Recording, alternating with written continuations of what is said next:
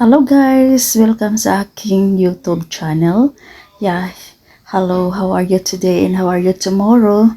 So today's video mga palangga ay magdadrive tayo at alam niyo na nakakaloka dahil sa bukod sa traffic, maraming taong tumatawid, may nagtitinda sa gitna ng kalsada na nakakatakot. Baka masagasaan ko yung mga paa nila dahil hindi ko nakikita. Kaya very challenging talaga pag nag-drive ka dito sa Pilipinas.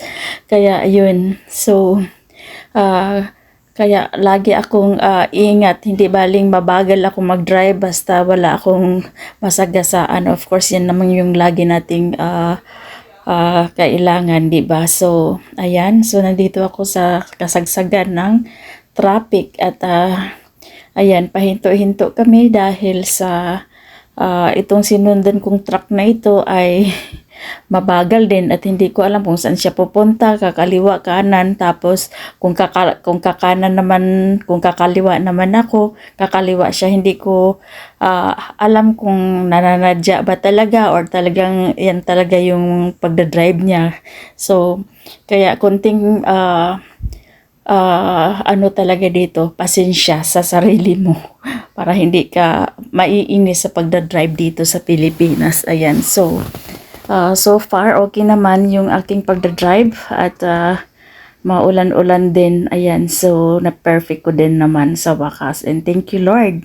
Ayan, so ito pa, kasi napakalayo at napaka-traffic din. But okay yung traffic niya kasi hindi naman gaanong katagalan. But nag-stop lang yung sasakyan. Tapos nag-move din naman, so okay lang. Kaya ito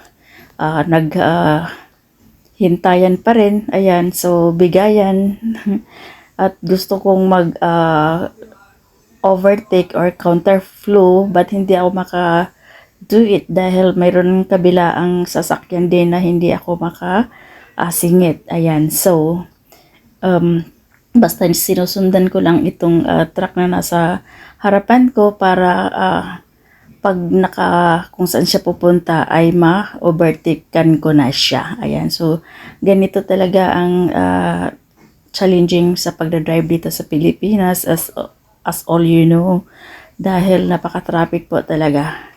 Bukod sa human traffic, sa human traffic na tumatawid at may nagtitinda pa talaga sa gitna ng kalsada. Kaya yun, talagang maingat ka talaga sa pagdadrive. Kasi kung hindi ka maingat, ayun, mabunggo mo sila. So, stay tuned mga palangga.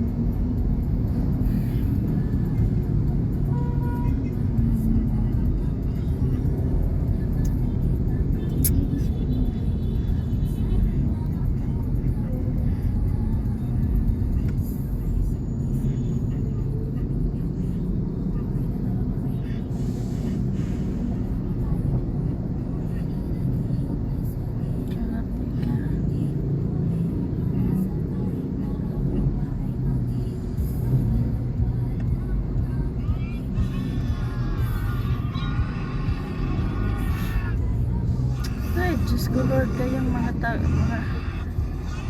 tao talaga to. Kayo ay nasagasahan, Diyos ko, pag naano kayo.